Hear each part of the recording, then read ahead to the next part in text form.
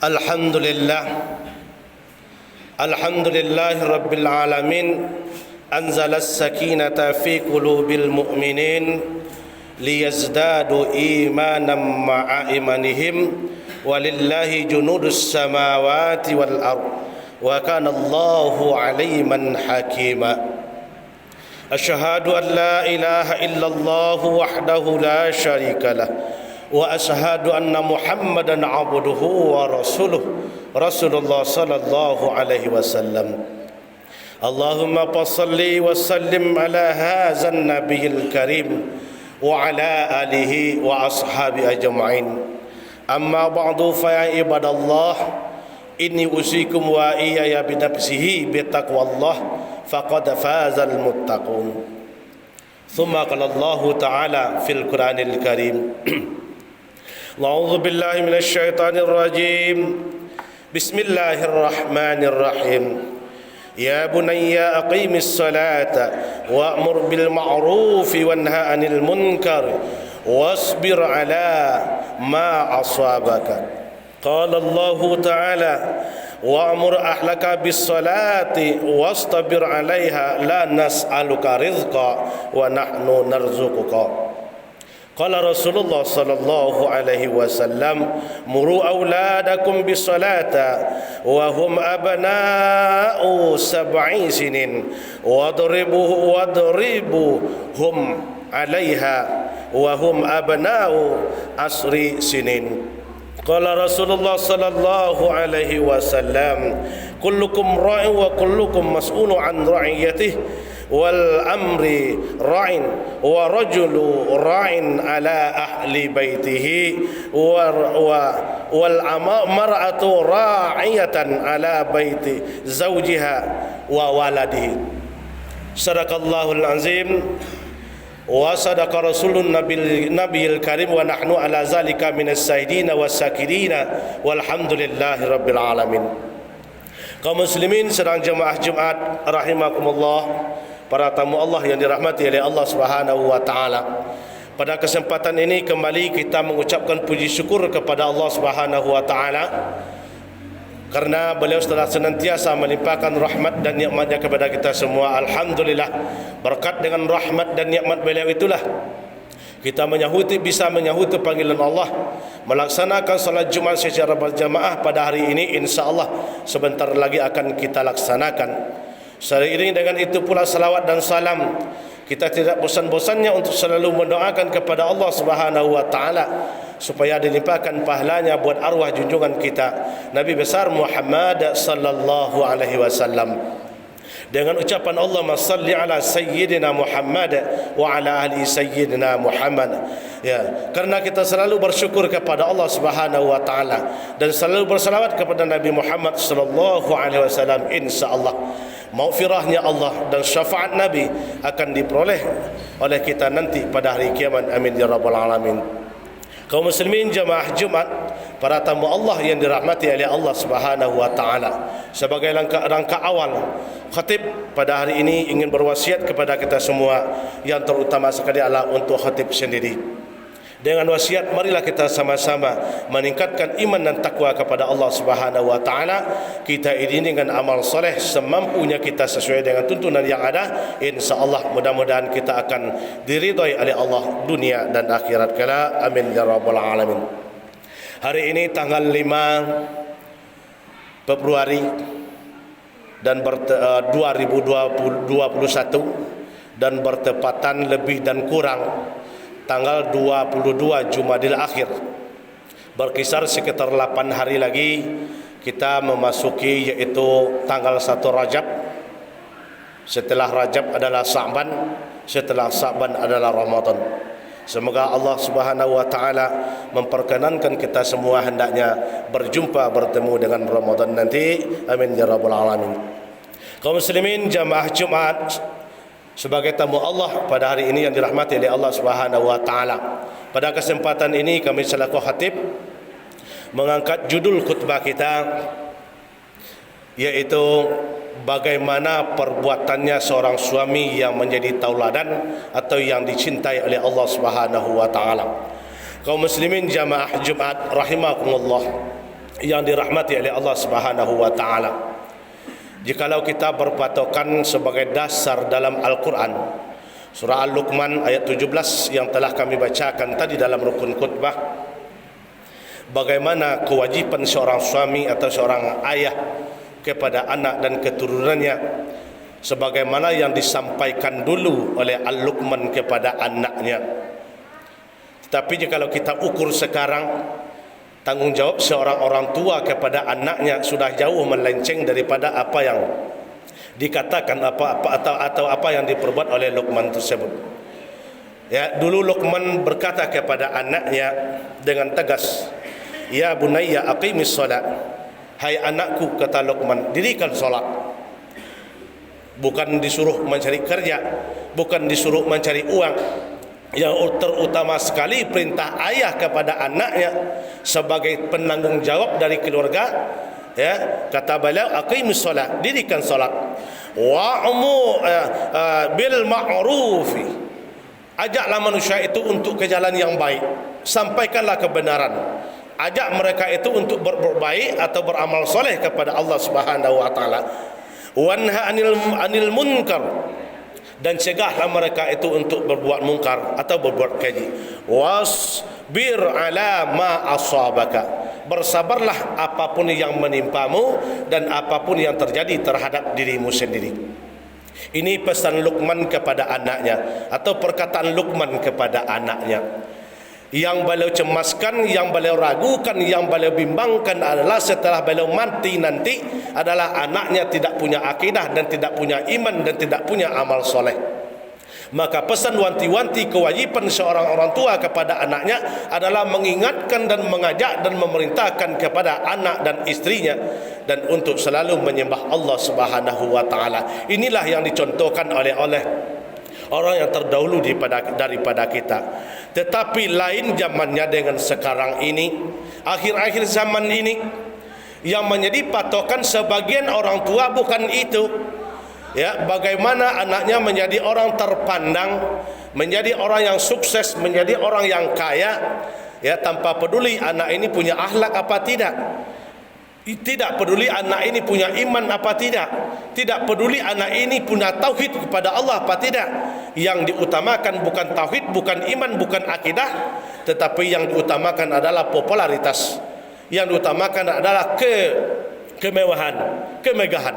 Maka inilah yang sering terjadi, yang terjadi pada akhir-akhir zaman ini.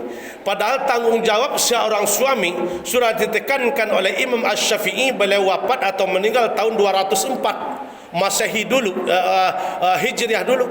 Beliau telah berpesan, beliau mengatakan, kata beliau Imam Asy-Syafi'i, tugas seorang ayah, seorang kepala rumah tangga bukan hanya sekedar mencari uang, bukan hanya sekedar mencari uang, mengasih belanja sepuas-puasnya untuk anak dan istrinya, bukan itu, kata Imam Asy-Syafi'i. Tetapi tugas seorang ayah, tugas seorang kepala keluarga terhadap anak dan istrinya yang terutama adalah bagaimana tauhid mereka, bagaimana iman mereka terhadap Allah Subhanahu wa taala. Ini kata Imam Asy-Syafi'i. Ini juga berlaku sampai sekarang. Kenapa apabila seorang ayah, seorang pemimpin dalam rumah tangga lepas tangan dari keluarganya, hanya memikirkan dari bagaimana saya bisa membahagiakan anak dan istri saya, bagaimana caranya saya bisa membuat rumah bertingkat-tingkat untuk istri dan anak saya, bagaimana saya bisa membahagiakan anak saya, apa yang dia minta saya dapatkan. Ya, tetapi seorang suami, seorang kepala keluarga tidak mau mengajak kepada anak dan istrinya untuk menyembah Allah Subhanahu wa taala. Inilah seorang orang tua, seorang ayah yang sudah sesat, yang sudah kufur kepada Allah Subhanahu wa taala. Sebab sesampainya seorang ayah nanti di dalam kubur, tidak ada satupun malaikat yang akan menanya, berapa tingkat kamu mampu membuat rumah anak dan istrimu? Tidak. Berapa buah kamu mampu memilikan motor untuk anak dan istrimu? Tidak, itu yang ditanya. Yang ditanya adalah sebagaimana tanggungjawabmu seorang suami, seorang laki, seorang pemimpin dalam rumah tangga tentang akidah dan tauhid kepada anak dan istrinya. Jangan mimpi seorang suami amalnya banyak, hartanya banyak, pangkatnya tinggi, cerdas lagi, ya, bermacam-macam dia miliki, temannya banyak, tetapi tanggungjawabnya kepada anak dan istrinya dia abaikan. Jangan mimpi mereka untuk masuk surga. Mencium bau surga saja tidak diperbolehkan oleh Allah Subhanahu wa taala. Kaum muslimin jamaah Jumat rahimakumullah. Tanggungjawab seorang suami bukan hanya seperti roda atau mesin, hanya sekadar berputarnya untuk mencari uang. Tetapi tanggungjawab utama seorang suami dalam rumah tangganya adalah bagaimana dia mampu mengayomi yang terutama tentang akidah, tentang tauhid kepada Allah Subhanahu wa taala. Ini menjadi tanggungjawab. Sebab kata Nabi dikatakan dalam sebuah hadis, ya'muru auladakum bis salati. Perintahkanlah anakmu, kata Nabi, untuk melakukan solat, wahum abna'u sab'i sinin, apabila mereka umur 7 tahun. Tetapi sebaliknya belum juga, ya, wa ribuhu 'alaiha, dan pukullah mereka apabila wahum abna'u asri sinin, apabila dia sudah berumur 10 tahun, sudah balik dan berakal, enggak juga mau dia, maka kata Nabi pukul mereka. Ya, pukul. Ya, kalau kata pukul di sini mengandung makna yang sangat luas. Ya, ini perintah. Berarti tanggungjawab siapa? Memang tanggungjawab penuh dari seorang kepala keluarga. Siapa dia? Itu yang bergelar bapak atau bergelar ayah. Tanggungjawab penuh bagi seorang bapak untuk mendidik atau untuk mengajarkan, mencontohkan. Dalam Al-Quran yang telah kami bacakan tadi juga Allah mengatakan, wa'mur ahlaka bis salati, perintahkan anak dan istrimu untuk melaksanakan salat, kata Allah, wastabir 'alaiha, dan bersabarlah kalian untuk melakukannya, la nas'aluka rizqa. Kalau ada seorang bapa, kalau dia solat takut anak dan istrinya tidak makan karena tidak punya rezeki. Kalau saya pergi solat Jumat, katanya, mungkin anak saya tidak makan karena saya tidak bekerja, tidak berusaha. Salah besar. Sebab Allah di sini sudah mengatakan, la nas'aluka rizqa, kata Allah.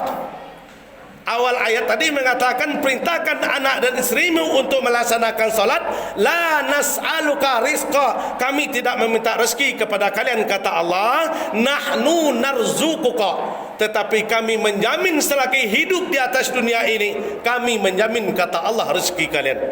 Di sangat keliru seorang bapa, hanya dipikirnya adalah kerja mencari uang, takut anak dan istrinya tidak bahagia, takut anak istrinya tidak makan. Salah besar. Ini Allah mengatakan rezeki urusan Allah, tetapi secara tanggung jawab melalui tangan seorang suami, betul. Sebagai tanggungjawab seorang ayah melalui tangannya rezeki anaknya, betul. Tetapi yang memberi adalah Allah, bukan dengan kekuatannya, bukan dengan kekuasaannya, bukan dengan kehebatannya mampu memberi makan dan anak istrinya, bukan. Walaupun dia mampu bekerja dengan banting tulang, kalau Allah rem rezekinya, Allah tidak berikan rezekinya, kepada siapa kita mau minta tolong? Kaum muslimin jamaah Jumat rahimakumullah. Maka oleh karena itu Nabi juga berpesan kepada kita, kullukum ra'in wa kullukum mas'ulu an ra'iyati. Setiap kamu adalah pemimpin, akan diminta nanti sebagai pertanggungjawabannya apa yang telah mereka pimpin tersebut. Ya, wal amiru ra'in, pemimpin atau pejabat penguasa adalah pemimpin. Wa rajulu ra'in ala ahli baitihi, seorang laki-laki pemimpin dalam rumah tangganya bagi anak dan istrinya. Nanti akan diminta pertanggungjawabannya. Kaum muslimin sebagai tamu Allah yang dirahmati oleh Allah Subhanahu wa taala, bukan ringan tanggungjawab sebagai seorang suami, bukan ringan tanggungjawab sebagai seorang ayah. Apalagi walaupun dia hebat, walaupun dia habis Quran, ilmunya banyak, sekolahnya tinggi sampai sarjana setinggi-tingginya, tapi dia mengabaikan keluarganya, tanggungjawab sebagai keluarganya tentang tauhid dan akidah, maka inilah orang tua yang sangat sengsara nanti di hadapan Allah Subhanahu wa taala. Berapa kali dia memoncang istrinya untuk salat berjamaah ke masjid, berapa kali dia mengajak anak dan istrinya untuk meramai si masjid. Jangankan anak dan istri mereka ajak ke masjid, mereka sendiri malas kakinya untuk melangkah ke masjid. Ini cinta apa namanya kepada Allah? Sedangkan Allah telah menggarisbawahi, jikalau hamba-Ku cinta kepadaku, kata Allah, mereka pasti mencintai rumahku. Mana rumah Allah? masjid ini adalah rumah Allah. Ini jangankan mengajak anak dan isteri ke masjid, dia sendiri tidak mau sebagian tempat untuk ke masjid, ya. Walaupun ilmunya hebat, ke masjid ke Mekah setiap minggu, setiap bulan, ya. Sebab Allah, Nabi telah mengatakan tempat yang paling dicintai oleh Allah Subhanahu wa taala adalah man ahabba balada ilallahi masajida. Tempat yang paling dicintai oleh Allah adalah masjid. Tapi sebaliknya, wa abghada balada ilallah, tempat yang paling dibenci oleh Allah Subhanahu wa taala adalah pasar. Kalau giliran ke pasar, dia itu tidak pernah absen, tapi giliran ke masjid, tempat yang paling dicintai oleh Allah Subhanahu wa taala, tanggung jawab seorang suami mencontohkan dan mengajak anak dan istrinya untuk memakmurkan masjid adalah menjadi tanggung jawab seorang suami. Jangankan mengajak anak dan isteri sebagian tempat, ya, dirinya sendiri mengaku hebat, mengaku ilmu segudang, mengaku orang pintar, tetapi masjid tidak diinjak sama tapaknya, sama kakinya. Apakah ini yang dikatakan pecinta Allah? Belum, kata Allah, tertola la habibullah, belum diakui kata Allah cintanya kepadaku jikalau mereka membenci masjid. Kaum muslimin jamaah Jumat rahimakumullah, semoga hendaknya kita digolongkan oleh Allah Subhanahu wa taala kepada imam rumah tangga atau seorang ayah, seorang suami yang mampu mengayomi dan mengajak dan mencontohkan kepada anak dan istrinya, dan mampu mengayomi dan mencontoh kepada orang lain. Ya, ini sebagai penutup. Seorang ayah datang kepada Umar ibn Khattab melaporkan anaknya durhaka. Hai Umar, kata seorang ayah, anakku sudah durhaka kepadaku. Dia berani menentang kepadaku, berani melawan kepadaku. Begitu kata Umar. Iya, kata seorang bapak ini jawabannya. Lalu datang lagi anaknya. Hai Umar, apakah ada hak anak terhadap ayah Umar? Ada, kata Umar. Berapa? Ada 3. Ada 3. Apa itu yang 3 Umar? Kata anaknya. Yang pertama, hak anak kepada ayah, kata Umar, tolong carikan yaitu ibu yang baik. Maksud ibu yang baik ini adalah ibu yang solehah. Mencari ibu, kata Umar, yang solehah, yang bisa mendidik anak itu untuk berakhlakul karimah. Itu hak anak kepada ayah. Yang kedua apa Umar? Yang kedua katanya Umar menjawab, seorang ayah wajib memberi makan kepada anaknya halalan thayyibah. Halalan thayyibah, halal baik. Yang ketiga apa Umar? Hak anak kepada ayah, kepada anak terhadap ayahnya. Kata Umar jawabannya adalah yang ketiga, beri nama yang baik. Lalu dijawab oleh anaknya, oh kalau itu hak kami terhadap ayah, berarti ayah kami sudah salah selama ini Umar. Kenapa? Ayah kami tidak pernah mengajak kami kepada yang baik. Ayah kami tidak memberi kami makan yang baik, tidak memberi kami ilmu yang baik. Kata Umar, kenapa? Karena ayah kami kerjanya adalah untuk banting tulang, kerjanya sering judi, nongkrong di warung judi, terus ngasih kami makan dengan uang yang tidak tahu asalnya. Apa jawab Umar? Dengan spontan Umar menjawab, apa katanya? Laqad afattahu qabla an yu'aqu alaihi. Berarti kata Umar, sebelum anak engkau durhaka kepada engkau duluan yang durhaka kepada anak engkau. Kenapa? Ya Umar, karena engkau sering mengasih makan kepada anak engkau dengan uang yang tidak tahu asalnya, berarti makan yang tidak halalan thayyibah. Mana contohnya? Orang solat suhur dia kerja juga, orang solat Jumat dia kerja juga. Hasil yang dia dapatkan di waktu solat, ya menurut pendapat Imam Asy-Syafi'i, itu diberi makan kepada anaknya sama dengan menyuapkan bara api neraka kepada anak dan istrinya. Maka setiap saat berputar semacam itu, maka kata Umar, sebelum anakmu durhaka kepadamu, kamu duluan durhaka kepada anakmu. Mudah-mudahan kita sebagai orang tua tidak digolongkan yang mendurhakai keturunan dan anak kita. Fa'tabiru ya ulil absar la'allakum tatazakkarun.